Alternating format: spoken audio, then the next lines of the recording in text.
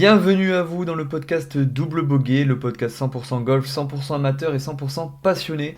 Avec Double Bogey, nous parlerons golf, actu golf, je répondrai à vos questions et nous chercherons ensemble des astuces et des tips pour notre jeu et notre mental.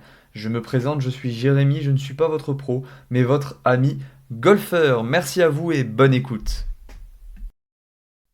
Bonjour et bienvenue dans ce nouvel épisode de podcast et aujourd'hui nous allons tenter un nouveau format, un format un peu plus court.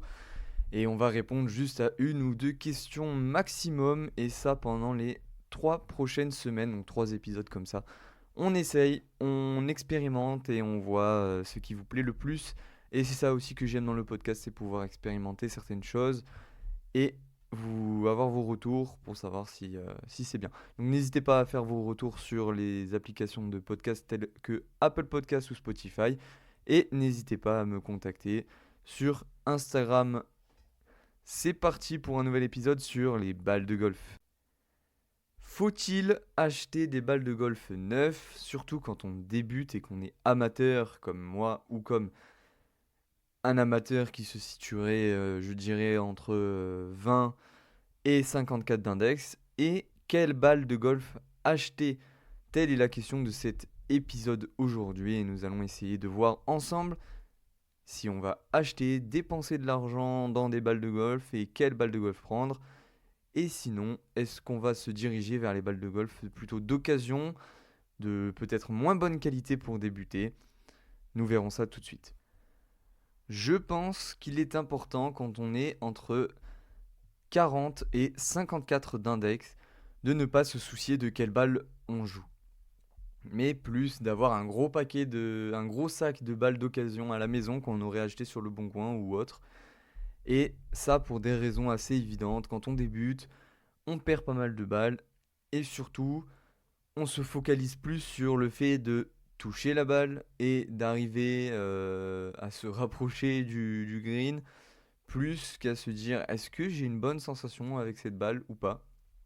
Après, ça ne veut rien dire, peut-être que certains joueurs vont dès le début apprécier une balle qu'une autre, mais moi je conseillerais plutôt de partir sur de l'occasion et de jouer, de se faire plaisir et de perdre des balles sans que cela ruine son porte-monnaie.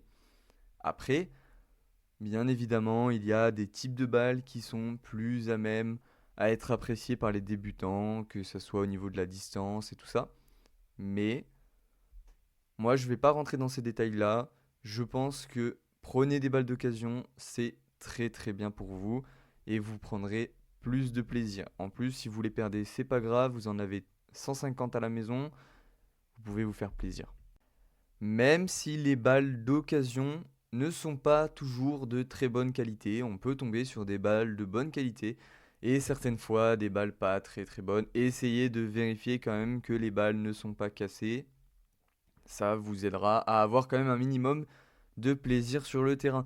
Et l'avantage de prendre des balles d'occasion en paquet, en tonnes comme ça, pas cher et tout ça, en tant que débutant, ça peut aussi indirectement vous montrer quelle est la balle que vous voulez jouer plus tard. En tapant différentes balles, en tapant une multitude de balles différentes, vous allez à un moment donné vous dire ah celle-là de balle, je ressens enfin quelque chose et j'apprécie la jouer. Donc dans ce cas-là, c'est simple. Vous avez déjà une balle que vous pouvez mettre de côté et vous dire celle-ci, ah, je vais me renseigner dessus et je vais peut-être acheter mon premier paquet de balles neuves avec cette balle-là. Et on en vient du coup à l'achat du premier paquet de balles neuves. Euh, pour moi, en tant que débutant, je pense que c'est bien d'acheter son premier paquet de balles et de le jouer dans de deux façons différentes. Alors, ce n'est que mon point de vue, mais le podcast se sert à ça aussi. C'est premièrement de jouer que sur des parcours où on a l'habitude de jouer de notre club et de ne pas jouer dans des parcours où il y a beaucoup de zones d'eau, où on risque de perdre pas mal de fois la balle. Donc essayez de favoriser ces balles neuves sur des parcours faciles pour vous, dont vous avez l'habitude et dont vous ne perdrez pas les balles. Et ensuite, le deuxième cas de figure, c'est de les jouer lors de vos compétitions. Quand vous êtes 54, 50, 40, peu importe, vous allez faire des compétitions, que ce soit d'index ou juste pour le plaisir. Si c'est juste pour le plaisir, vous pouvez jouer n'importe quelle balle. Si votre score ne vous intéresse pas forcément, bon, bah, faites comme vous voulez. Mais par contre, si c'est pour l'index et que vous voulez vraiment faire un petit score et tout ça, n'hésitez pas à prendre des balles neuves dont vous aimez jouer, dont vous avez déjà testé sur un parcours, comme je vous ai dit, où vous risquez pas trop de la perdre et tout ça, et jouer vos balles neuves en compétition. L'impact qu'aura la balle sur votre jeu sera beaucoup plus efficace qu'avec des balles d'occasion qui ont été un petit peu abîmées ou autres, même au niveau de la roule, sur le green et tout ça. Donc n'hésitez pas à jouer uniquement vos balles neuves, par exemple, lors de compétitions. Bien sûr, c'est intéressant aussi de s'entraîner avec ce type-là de balles, et dans ce cas-là, essayez, si vous avez une marque de balles que vous jouez, que vous appréciez, n'hésitez pas à acheter cette marque de balles en occasion, de la jouer tout le temps, et pour les balles de la même marque mais neuves, de les jouer pour les compétitions ou pour les parcours, on va dire, non punitifs. Voilà. Quand vous descendez en dessous de 40 index et que là vous voulez commencer à avoir vos balles de golf à vous bien spécifiques pour performer et tout ça, il y a une solution qui existe dont je vois très peu de personnes le faire et pourtant certains clubs autorisent cela, c'est essayer les balles de golf avant de les acheter. Alors, attention, bien évidemment, ils vont pas vous passer un paquet de balles de golf et allez, tu peux faire tout le parcours avec tes balles. Mais dans certains clubs, il y a des compacts, 3 trous, 6 trous, bon, des fois c'est 9 trous, mais voilà. Et vous pouvez très bien demander à votre club de vous filer 3 ou 4 balles. Ce seront des balles d'occasion qu'ils utilisent eux pour l'école de golf. Donc voilà, pour les cours de golf, pour les enfants, pour tout ça. Et ces balles-là donc, sont d'occasion, donc ils ne sont pas neuves, donc c'est pas vraiment la qualité des balles neuves, mais c'est la bonne marque et en général, ils font en sorte de vous donner quand même des balles qui ne sont pas fissurées, tout ça, qui sont bien, voilà, entre guillemets.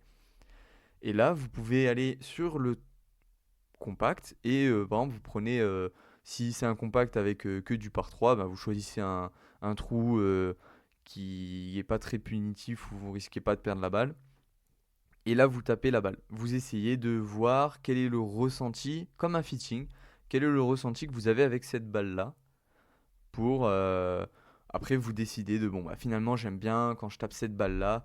Pas parce que c'est celle que je mets le plus sur le green, hein, mais parce que c'est celle que dans le ressenti du toucher, tout ça, et ben, c'est celle que j'apprécie le plus. Et ben là, vous pourrez acheter votre boîte. Ça peut permettre de se décider d'acheter une boîte. Mais ça, je conseille plutôt quand on est en dessous de 40, quand on commence à vouloir avoir ces balles neuves et avoir des balles qui nous permettraient euh, d'exprimer notre réel potentiel sur le parcours. Pour les plus chevronnés d'entre vous qui m'écoutent aujourd'hui, bah merci déjà d'écouter un amateur de golf. Mais non, plus sérieusement, je n'ai pas de conseils à donner aux gens qui ont un très bon index ou qui ont un bon index. Tout simplement parce qu'ils se connaissent, ils savent quelle balle ils jouent. Et si ils ont envie de changer de balle, il y a l'étape du dessus que certains fitters font, pas tous, mais certains, c'est le fitting de balle. Et oui, il existe aussi le fitting de balle pour ceux qui ne savaient pas. Donc vous pouvez aller fitter vos balles pour voir quelle est la balle qui vous convient le plus. Donc n'hésitez pas à faire ça quand vous avez un index qui est vraiment bas ou que vous voulez le descendre encore plus bas. Ça peut être une bonne solution. Mais ces personnes-là, si jamais elles veulent vraiment changer leur balle, je ne peux pas les conseiller parce que je serai de mauvais conseils.